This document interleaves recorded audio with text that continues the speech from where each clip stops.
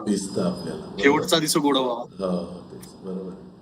आणि तुम्ही एकदा घसरून पडला होता आणि मग खाली तळाला गेलात आणि मग वर आलात. तो एक प्रसंग आहे बघा. एकदा खाली चालत असताना घसरून पडलात मईमध्ये. हो हो हो. हां. अच्छा, हा.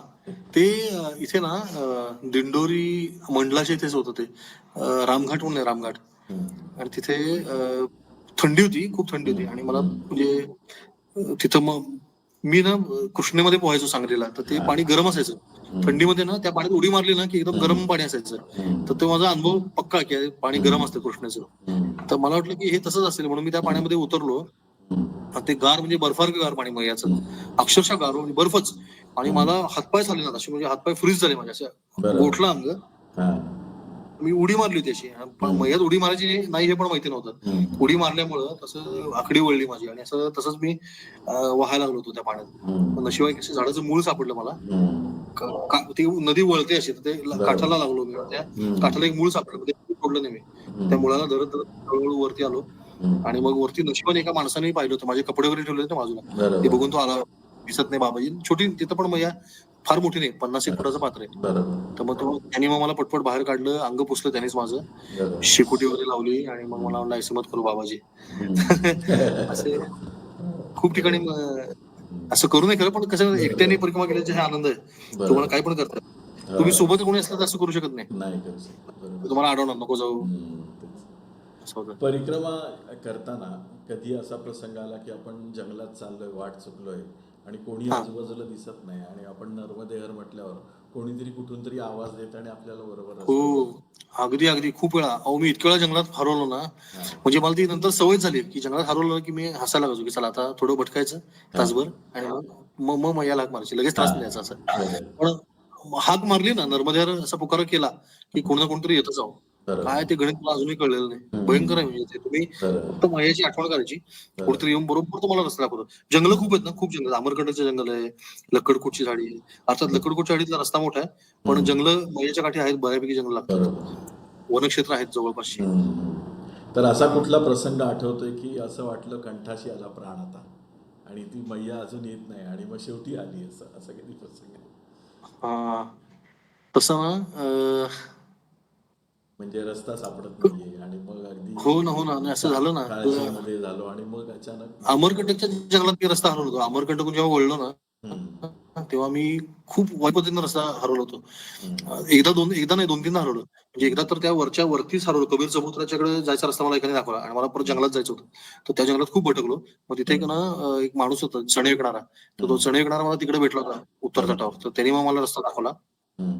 तो मला सोडायला लागली त्या कपिलधारेपर्यंत. आणि मग कपिलधारेच्या पुढे परत रस्ता भटकलो मी.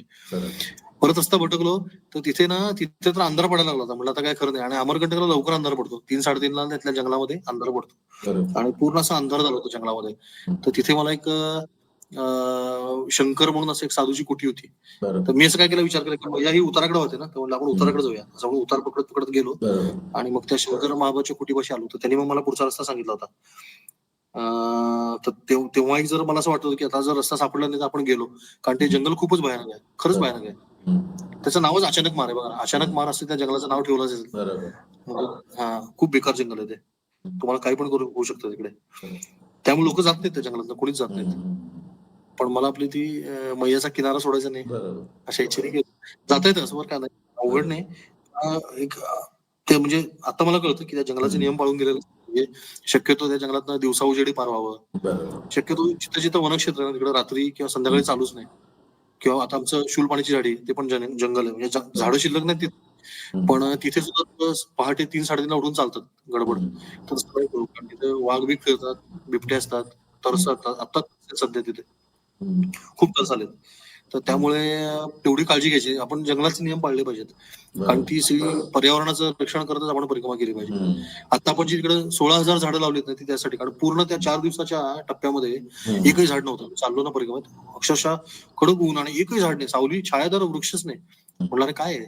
म्हणून आता ती रघुनाथ डोले सर म्हणून आहेत पुण्यातले, त्यांची देवराई संस्था आहे. त्यांनी अतिशय म्हणजे मोलाची मदत केली मला. 16,000 झाडं त्यांनी तिथं मला जागेवरती, आपली काही वाचक आहेत अंजली वैद्य म्हणून, त्यांनी ती झाडं पुसून दिली तिथे 3 ट्रक मधनं. आणि मग वृक्षारोपण तिथल्या आदिवासींच्याकडनं आपण करून घेतोय. त्यांना त्याचं म्हणजे खड्डे काढायचे पण पैसे दिले, असं सगळं दिलं आणि करून घेतलं त्यांच्याकडनं. कारण ते कसं आहे, त्या वृक्षतोड झालेली आहे मान्य आहे, पण नवीन वृक्ष लावलेले आहेत, ती माती वाचली पाहिजे, तिथली पर्यावरण वाचलं पाहिजे. कारण नर्मदा मैया खूप सुंदर आहे शूलपाणीच्या झाडीमध्ये, पण तिथं आता कोणी जातच नाही, कारण ते या विषम परिस्थिती, रस्ते नाहीत, वीज नाही, पाणी नाही, त्याच्यामुळे मग लोकांच्या ते पूर्वी तर म्हणजे लोक जायचे त्या तयारीने आलेले असायचे की आता आपल्याला तपच करायचं. पण आताच्या लोकांना थोडेसे सुखसुविधांची आवड असते जास्त, मग ते रस्त्याने जातात, असं होतं. थोडस बदलत चाललंय परिक्रमेचं स्वरूप, बदलत चाललंय थोडंसं वाटतं. बरोबर. तेच त्याच्याबद्दल म्हणजे असा त्यातला अनुभव तुम्ही सांगणार होतात की एखादा, की जंगलामध्ये चुकलो आणि मग माईने रस्ता दाखवला शेवटी, असं. हा, मग तेच ना, तो शंकर म्हणून जो साधू होता ना, त्यांनी मला तो रस्ता दाखवला की तू असं असं जा, आणि मग तिथून पुढे तो म्हणजे तिथून रामदास बाबा भेटले मला लगेचच. पण तो जर नसता सापडला मनुष्य तर मी म्हणजे ऍक्च्युअली उलट्या दिशेला चाललो होतो. म्हणजे इतकं फापरलं असतं ना, ते जंगल इतकं मोठं आहे की तुम्हाला त्याचा अंदाज लागला नसता. किंवा लक्कडकोटची झाडी पण अशीच आहे, ती पण अशी खूप मोठी जंगल आहे. त्याच्यानंतर तिथं आजूबाजूला बरीच जंगल आहेत, ओंकारेश्वरच्या आसपास जंगल आहे. त्या जंगलामध्ये ना कुठेही लक्षात ठेवा, हरवलं ना की काही गोष्टी तुम्हाला आपोआप माहिती होतात. एक तर आकाश बघून तुम्हाला दिशा कळली पाहिजे, त्याच्यानंतर वाऱ्याची दिशा एक ठराविक असते ती तुम्हाला माहिती पाहिजे, किंवा उतार बघायचा. सगळ्या नद्या किंवा सगळं मैया सगळ्यात लोएस्ट पार्ट पण होते ना, तर मैया सगळ्यात मोठी आहे तिथली, तर कुठलाही उतार पकडायचा आणि मैयाकडेच घेऊन जातो तुम्हाला. तुम्ही हरवले ना की पहिला चढ सोडून उतार पकडायचा, मग तो उतार तुम्हाला मैयाच्या जवळपास नेतोच. हा, परिक्रमा करताना तुम्हाला कोणते साधू संत भेटले, त्याविषयी काय सांगा. खूप येतो. नर्मदा खंड ना साधू संतांनी भरलेला आहे, म्हणजे अक्षरशः तुम्हाला सांगतो, पावला पावलावरती साधू संत आहेत, आणि छुपे आहेत, म्हणजे तुम्हाला असं काही काही आपलं नाव पण सांगत नाहीत. खूप आहेत. म्हणजे आता अमरकंटक पासून सुरुवात, आता खरं नाव घेणं चुकीचं आहे, कारण कोणाचं नाव नाही घेतलं गेलं तर ते योग्य राहणार नाही. पण तरी गीताचा अध्याय मंडळ आहे तिथले, ते नर्मदानंदगिरी महाराज आहेत, अप्रतिम म्हणजे अगदी संन्यासी आहेत. रामदास बाबा आहेत. त्याच्यात तुम्ही अजून थोडं पुढे आले की ते रामकुटी समोर उत्तर तटावर, ते उत्तर तटावर तिथले राम महाराज म्हणून तपस्वी आहेत मोठे. त्याच्यानंतर खूप आहेत असे. ते पगली मैया कुत्रे वगैरे असतात बघा त्यांच्या. हो, हा, त्या पण आहेत. मीरामाई, त्यांचा अनुभव असा आला मला, त्या मीरामाईकडे आम्ही गेलो होतो ना, म्हणजे मी चालताना ना आदल्या आश्रमातली 7 लोक माझ्यासोबत होते, आम्ही 7 जण एकत्र गेलो आतमध्ये. तर तिथे भूषण स्वामी म्हणून मला भेटला होता, तर तो आधी परिक्रमा केली होती, तर तो मला म्हणला की बघ, त्यांना जाताना बिस्किटचा पुडा घेऊन जायचा भेटायला. म्हणलं ठीक आहे, बिस्किटचा पुडा घेऊन गेलो मी, पार्लेचा छोटा 10 रुपयावाला, 5 रुपयावाला, आणि आतमध्ये गेलो तर त्या अशा पडल्या, त्या विवस्त्र पूर्ण विधेयी अवस्थेत आहेत, काही अंगावर त्या घालत नाही, अशा पडल्या शांतपणे, आणि त्यांच्या आजूबाजूला कुत्री आहेत 15-16. तर आम्ही गेलो, सगळी कुत्री गुरगुर करायला लागली. मग ती बिस्किट त्या कुत्र्यांसाठी ऍक्च्युअली, बिस्किट आणले म्हणल्यावर ती कुत्री शांत होतात. मग मीराबाईंच्या हातात बिस्किटचा पुडा दिला मी, तर त्यांनी 2 बिस्किट खाल्ली, आम्हाला सगळ्यांनी एक बिस्किट दिलं. मग त्या सगळ्या कुत्र्यांना अर्ध बिस्किट फेकलं त्यांनी, आणि झालं. आणि परत तरी पण, आणि मग दर्शन घेतलं, बाहेर आलो, आणि त्यांना म्हणलं मेरी परिक्रमा पूर्ण होण्याची असा आशीर्वाद दो. म्हणजे सबकी होती तरी भी हो जाएगी असं म्हणल्या. नक्की किती बिस्किट होती असा विचार केला तर कळलं 10 बिस्किट त्या पुढे. मग यांनी 2 खाल्ली, आम्हाला 7 जणांना दिली, तिथेच 9 झाली, आणि 15 कुत्र्यांना अर्धी दिली. तर म्हणजे बघा ना केवढी बिस्किट. आणि आमच्या समोर विवस्त्र आहेत, त्यांच्याकडे असं काही लपवायला पण काही कुठे जागा नाही. म्हणजे ते अन्नपूर्णाच हो, म्हणजे त्यांना त्यांची इच्छा आहे ना की हे त्याला मिळावं, तर त्याला ते खायला मिळतं. म्हणजे कुठून येतं कसं, तर हे ऍक्च्युअली सगळं शास्त्राच्या पलीकडचं गणित आहे. मी स्वतः अनुभवले म्हणून सांगतो, आणि मी जसा बऱ्यापैकी चिकित्सक माणूस, मी असा सहजासहजी कोणावर विश्वास ठेवतो, पण मी स्वतः बघितलं ना ते, असे येतात अनुभव. आता ते उदाहरण सांगतो, दादागुरु जातात ना परिक्रमेत, तर दादागुरु त्या आमच्या बाबरीच्या आश्रमामध्ये 4 वेळा येऊन गेलेत. तर ते एकदा आले होते परवा, आता यंदा परिक्रमेत, तर ते मी त्यांना पहिल्यांदाच भेटलो. मी त्यांना दर्शन कधी घेतलं नव्हतं दादागुरूंचं. तर आता ते कसे काय मला म्हणजे, आणि माझा एक स्वभाव आहे की अनुभव घेतल्याशिवाय बोलायचं नाही, म्हणलं एकदा बघूया तरी कसे. तर त्यांचं ना 1500 लोक आले मुक्कामाला, आणि आमच्याकडे पाण्याच्या टाक्या 2,000 लिटरच्या 2 टाक्या होत्या तेव्हा, आता अजून एक आहे 2000 लिटरच्या. तर त्या 2 टाक्या होत्या, आणि 1500 लोकांना पाणी पूर्ण अशक्य होतं. आणि त्यात आमचं सोलर पंप आहे ना, त्याच्यावरती त्या माणसांनी मांडव घातला. ते आले म्हणून त्यांनी मांडव घातले, त्या मांडवामध्ये सोलर कव्हर केला. अरे म्हणलं, तू सोलरवर मांडव टाकलाय, मोटर कशी चालणार. तोंडला काय नाही चालते वगैरे, आणि ती नाही चालली मोटर दिवसभर, त्यामुळे पाणी काय भरलं नाही, त्या टाक्या पण अर्ध्या मोर्ध्याच राहिल्या होत्या. तर तुम्हाला सांगतो, रात्रभर लोक पाणी भरत होती, पाणी पित होती, कमंडल भरत होती, कोणी आंघोळी केल्या, कोणी कपडे धुतले. आणि सकाळी जेव्हा दादागुरु गेले ना, तेव्हा मी बघितलं त्या टाक्यामध्ये अर्ध पाणी परत तसंच होतं. हे मी स्वतः अनुभवलं. कारण मी रात्रभर मला इतकं टेन्शन आलं होतं, म्हणलं या टाक्यांचं पाणी संपलं तर करायचं काय? सकाळी लोकांना पाणी लागतं ना डोलला, आणि पाणी पण ते झाली वेळ मारून दिली मग ती. म्हणजे असं आहे ते, असे अद्भुत आहेत, खूप खूप अद्भुत संत फार आहेत. बरेच चमत्कार. जो तट आहे ना, तट तोच खतरनाक आहे. म्हणजे तिकडे हो. आपण पण गेलो ना, तरी आपण पण साधू संतासारखे होऊन जातो. आपल्याला जी इच्छा होती ती पूर्ण होते. असं खरंय खरंय. आपल्या मनातलं पण पूर्ण होतं. नाही तर आपली काही योग्यता आहे का की आपल्या मनातलं पूर्ण व्हायला पाहिजे असं? खरं सांगू का, मला असं वाटतं ना, नर्मदा परिक्रमा ही साधू जीवनाची एक झलक आहे. म्हणजे तुम्हाला ना, ज्यांना आयुष्यात पुढे काहीतरी करायचंय, की आता पुढे कायचा प्रश्न पडलाय, तर त्यांना मैया एक चान्स देते की बघ तू हे चालून बघ, साधू सारखे कपडे घाल, साधूचे नियम, तिथली भाषा पण साधूची, ही सगळी भाषा साधूंची ना, रामरस काय, लंका, हे जे आपण शब्द वापरतो ना, महापुराण, हे सगळे साधूंचे शब्द आहेत. तुम्ही भारतात कुठे जा, साधू हे शब्द वापरतात. तर तुम्हाला काही काळापुरतं ते साधू जीवनाची झलक मैया देते. काही जणांना आवडते, काही जण ते स्वीकारतात, काही जण त्यातनं बाहेर पडतात. मला एक पुण्यातला मुलगा भेटला होता, अक्षय आंबेडकर म्हणून, सतार वादक आणि उत्तम मुलगा, असा अगदी चांगलं इंग्लिश मीडियम मध्ये शिकला, एकदम असा अगदी टिपिकल यो बॉय असतो असा.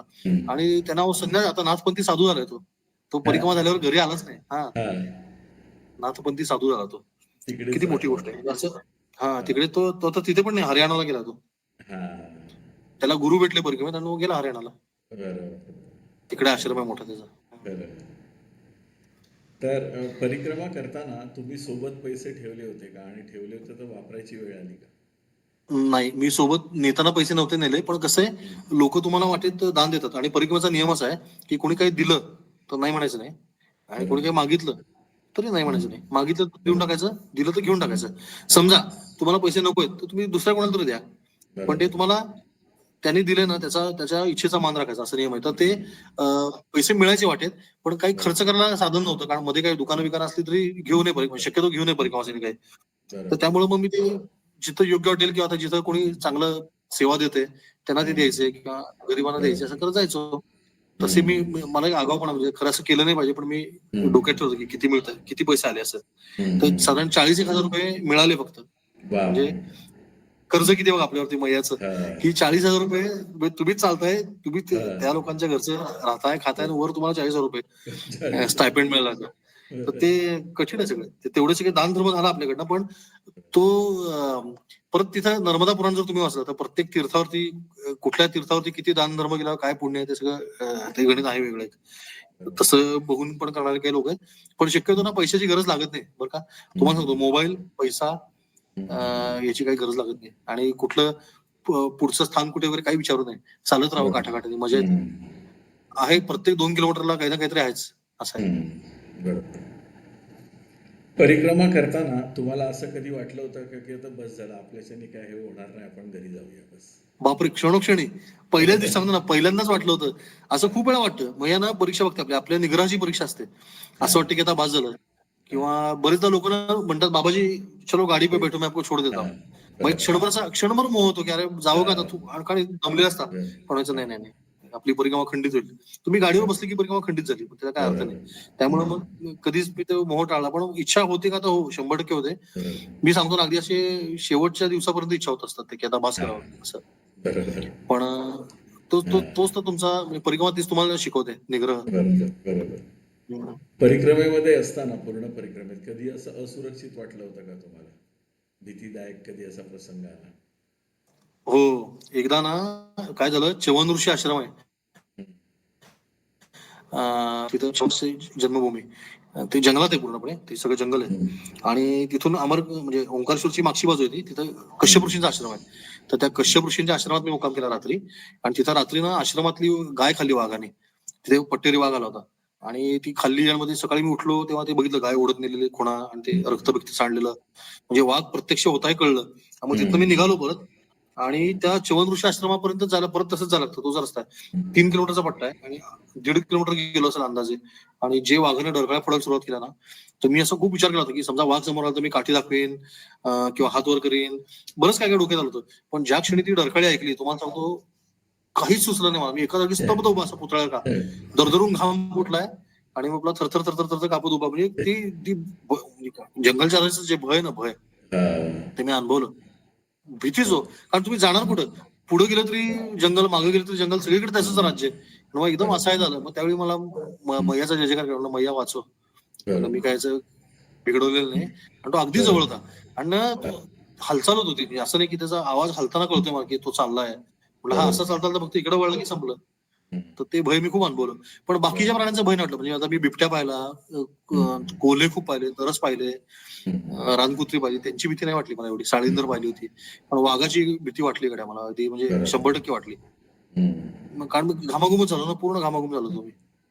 एक तुमचा असा मी प्रसंग ऐकलाय त्याच्यामध्ये की एका गावामध्ये एक माणूस तुमची मस्करी करत होता खूप आणि बाजारातून चालताना आणि मग नंतर तुम्ही त्याच्याशी मग 2 हात केले शेवटी असा एक प्रसंग आहे. हा ते नाही काय झालं तुम्हाला सांगतो. ते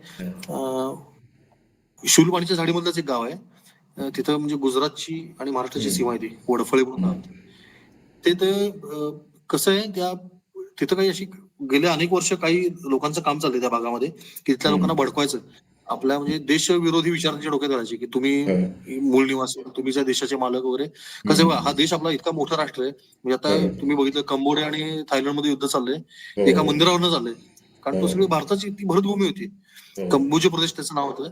सगळा आपला भारतखंड होता. एवढा मोठा आपला देश असताना तुम्ही आता आहे त्याचे परत तुकडे पाडताय. तर त्यांना सांगायचं की तुम्ही जिथले राजे वगैरे. तर ती अशी काही मुलं, बहकलेली मुलं असतात. त्यातला तो होता. आणि तो काय करायचा, परिक्रमासेना मारायचा कायम.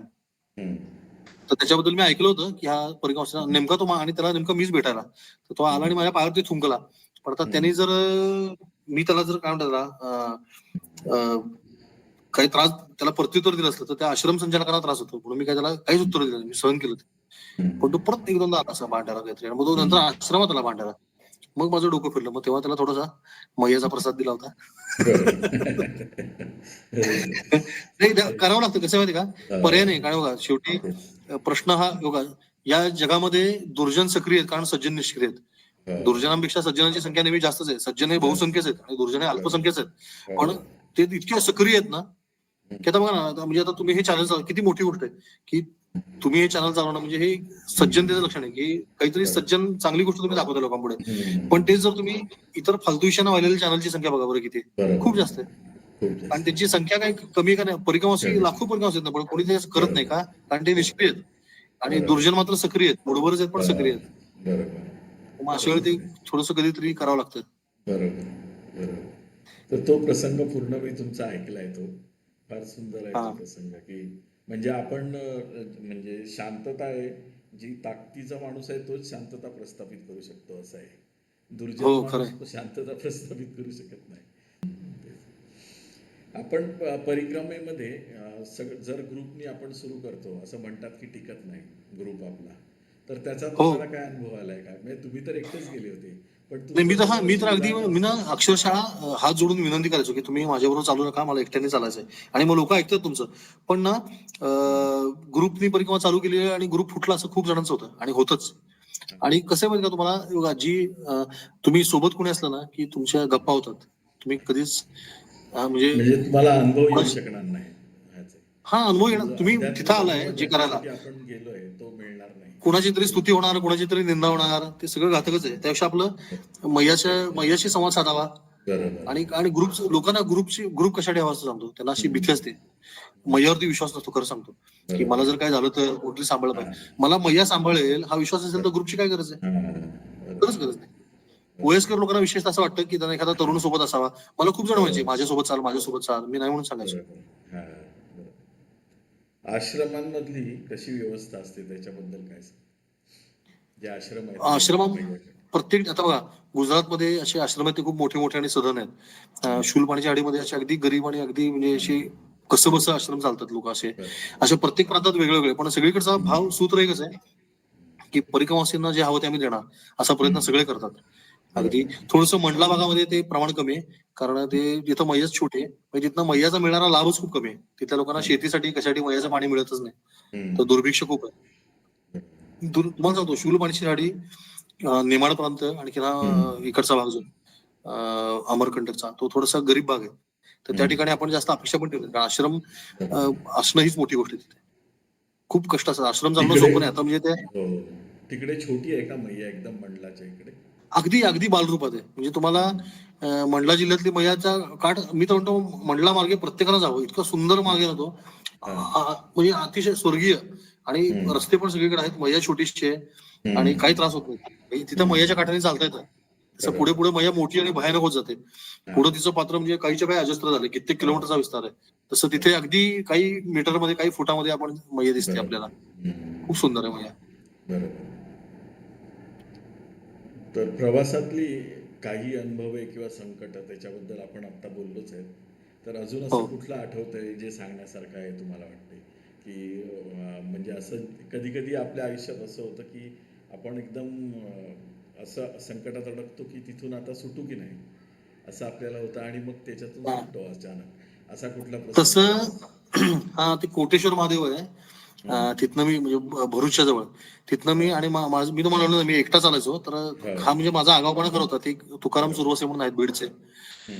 चिंचणी वडाळा चिंचणी गाव आहे. तर ते माझ्यासोबत चालायला बघायचे कारण त्यांनी नवीन त्यांची ओंकारेश्वरून चालू केली होती परिक्रमा. तर त्यांना सोबती कोणीतरी हवा होता आणि मी म्हणायचो नाही मला एकट्याला चालायचंय. तर मग त्या दिवशी आम्ही दोघं निघालो सकाळी. तर मी म्हटलं तुम्ही माझ्यासोबत येऊ नका मी एकटा चालणार आहे. जा जा म्हणते जा जा तू जा एकटा काय असं. मग मी एकटा निघालो बरं का. आणि काठाने काठाने बरं काठाचा जजमेंट इकडचं वेगळं तिथे समुद्राच्या मुळे पात्र असं उथळ आणि विस्तीर्ण होत जातं. त्याने गाळ सगळा तर त्या गाळ मी वाळलेला गाळ होता. मी असं चालत चालत माझ्या जवळ जवळ चाललोय आणि एका क्षणी अचानक ना ते सगळं वाळलेलं तुटलं. तर खाली सगळा गाळच होता म्हणजे पूर्ण दलदल होती आणि वर्ण फक्त ती वाळली होती उन्हामुळे. आणि मग त्या दलदलीमध्ये इतका बेकार फसायला लागलो. हळूहळू करत मी फार जवळपास कमरेपर्यंत गेलो आणि मला बाहेरच पडता येणार. आणि तेवढ्यात मला ते तुकाराम सुरवसे जाताना दिसले. तर मी त्यांना आवाज दिला हो तुकाराम बुवा. तर ते म्हणतात हा हा मी चाललोय पुढं. म्हटलं जाऊ नका या इकडं. तर त्यांना वाटलं की मी जा म्हणतोय त्यांना. मग नर्मदे हरचा पुकार केला जोरात नर्मदे हर. मग त्यांना कळलं काहीतरी संकटात आहे. मग आले. मग त्यांना म्हटलं जास्त जवळ येऊ नका नाही तर तुम्ही पण अडकाल. तुम्ही अडकले तर मग सगळं अवघड. मग त्यांनी लांब न मला अशी दंड देऊन त्याचे चांगले हट्टेकट्टे होते. ओढून काढलं बाहेर मला. पण मग त्यावेळी त्या क्षणी मला कळलं की आपण म्हटलं आज सकाळी यांना आपण म्हणत होतो मी एकटा चालणार. तर म्हणजे कळलं ना असं नाही म्हणजे ते सगळं मैयाला ठरवू द्या. आपण काहीच ठरवायचं नाही. काहीच बोलायचं नाही. मी अमुक करेन असं. प्रयत्न राहू द्यायचा की आपण एकटा चालायचा. पण समजा कोणी असेल सोबत तर मैयाची इच्छा सगळी मैयाची इच्छा असं आहे. तुम्हाला तिने जाणीव करून दिली की तू जास्त शहाणपणा करू बघा ना त्या दिवशी ते जर समजा तिथे नसते तर काय अवघड झालं असतं ना. तेच. हा. आणि परिक्रमेमध्ये कधी तुम्हाला असं वाटलं की रस्ता दाखवण्यासाठी कोणी व्यक्ती तुम्हाला भेटली आणि नंतर ती अचानक म्हणजे असं वाटलं की व्यक्ती होती का देवाचा कोणता अवतार होता की काय देवाचा अंश असलेला माणूस होता असं हा कधी? अनुभव खूपच वेळा आला. म्हणजे तुम्हाला कोणतरी रस्ता सांगतं आपण म्हणतो हा हा ठीक आहे. आणि मग मग अजून काहीतरी शंका असते. मग पुढे गेल्यावर असं म्हणून तुम्ही मागवता तर ती माणूस नाहीच किंवा बाई नाहीच किंवा मुलगी असते नाहीच. हा अनुभव मी खूपच वेळा घेतला. आता ते काय म्हणजे एकतर त्याची गती आपल्यापेक्षा चालण्याची जास्त असेल किंवा आपल्याला ते पण त्याचं म्हणजे अनवरचा लावायला जाऊच नाही खरं तर. मैयाने तुम्हाला मार्ग दाखवला असं समजायचं आणि पुढे चाललं लागायचं. पण हा अनुभव येतो खूप जागी येतो. खूप जणांना येतो आणि हा बरोबर मला असं कसं होतं की मला 2 रस्ते आले की तिकडे कोणतरी आहेच उभं. हे कसं शक्य आहे? तेच. आणि असं कधी झालंय जंगलामध्ये की तुम्हाला श्वानांनी रस्ता दाखवलाय किंवा कुठल्या तरी प्राण्यांनी कधी गायीनी? बऱ्याच लोकांना एकाला तर मी आता निमिषे मॅडम म्हणून आहेत पुण्याच्या त्यांची मुलाखत घेतली तर त्या जंगलात त्यांच्या मुलाबरोबर त्यांनी छोट्या परिक्रमा केली. त्या जंगलातून चालत असताना 3 रस्ते लागले तर त्यांना समजे ना आता कुठे जायचं. नर्मदेहर म्हटलं 3-4 वेळा तर कोण आलं नाही. मग एक खारुताई आली. खाली उतरली झाडावरनं आणि ज्या रस्त्यावर जायचं त्या रस्त्यावर गेली 3 पैकी. मग ह्यांना वाटलं इकडेच जायचं. मग ती पुढे जायची मागे वळून बघायची येतायत का आणि मग परत पुढे जायची. मग परत त्या जवळ आल्या की परत मागे वळून बघायची येतायत का असं करून त्याला रस्त्यावर आणलं तिने. हो असे येतात अनुभव खरंच येतात. म्हणजे श्वानांनी पण मला रस्ता दाखवला 1-2दा. आणि श्वानांनी हल्ला केल्याचे प्रसंग पण 2-3 वेळा झाले माझ्यावर किंवा जास्तच झाले. कारण साधारण मे महिन्याचा शेवटचा आठवडा आणि जून महिन्याचा पहिला आठवडा त्यांचा तो मीटिंग पिरियड असतो विणीचा हंगाम. तर ते थोडेसे अग्रेसिव्ह होतात आणि टोळीने फिरत असतात. अशा टोळ्यांचे हल्ले व्हायचे. तर ते फार धोकादायक असतं. म्हणजे काठाने चालताना ना जर त्याने अचानक हल्ला केला तर दंड असल्यामुळे आपण वाचतो. पण ते धोकादायक वाटायचं मला. पण रस्ता दाखवायचं काम श्वानांनी पण केलं. एकदा मला एका कोल्ह्याने रस्ता दाखवला होता. कोल्ह्याच्या मागे मागे मी गेलो होतो. तो एक मला लक्षात राहिला प्रसंग. आणि त्याच्याबद्दल हा? काय सांगाल? डिटेल. मी ना ते एक गायवाले बाबा म्हणून आहेत, त्यांच्या इथं निघालो होतो पुढे, आणि पुढचा रस्ता नक्की कुठे मला काही कळत नव्हतं. तर पुढे एक नदी होती, तर ती मला दिसत नव्हती, पण त्या कोल्ह्याला माहिती होती की तिकडे नदी आहे. तर त्याचं घर त्या नदीमध्ये होतं. कारण मी नंतर समोरच्या तटावर गेलो ना, बघितलं तर हा परत त्या नदीमध्ये गेला, म्हणजे त्याला तिकडे जायचं होतं, पण मला रस्ता दाखवला तो डावीकडे वळला. तो बराच वेळ माझ्या पुढे पुढे चालत होता, असं असं ती जोडी होती म्हणजे. आणि मग नंतर ते डावीकडे वळले जंगलात, मग मी पण त्यांच्या मागे मागे गेलो, आणि मग त्यांनी मला बरोबर ते नदी पार करायचा रस्ता दाखवला. आणि मग नंतर ते परत उलटे आले आणि त्यांना जायचं होतं तिकडे गेले. तर अक्षरशः म्हणजे लिटरली एखाद्या ट्रेंड डॉग सारखं ते आपल्या पुढे, मला कळत होतं की रस्ता दाखवतात.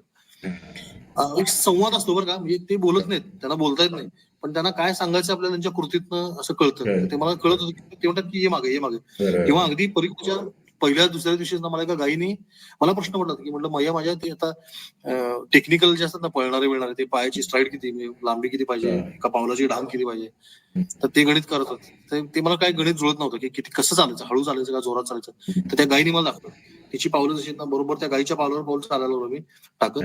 तर मग ते गणित जुळलं, म्हणजे एकदम मला त्रास विना. तर पूर्ण परिक्रमेत मी तीच गती राखली बरोबर. त्या गायीनं मला जे पायाचं अंतर काढून दिलं होतं, बरोबर तेवढं अंतर मी चालायचो. हा, तुम्हाला चालेल मग. पूर्ण घोडे, मला मला प्रवासामध्ये घोड्यांची आवडतं, मला खूप घोडे भेटले परिक्रमेत. घोडे हा, घोडे पण आहेत तिकडे त्या अरे नर्मदा भरपूर. आणि मला लोक म्हणायचे, अरे आम्हाला दिसत नाही घोडे, तुला कसे दिसतात?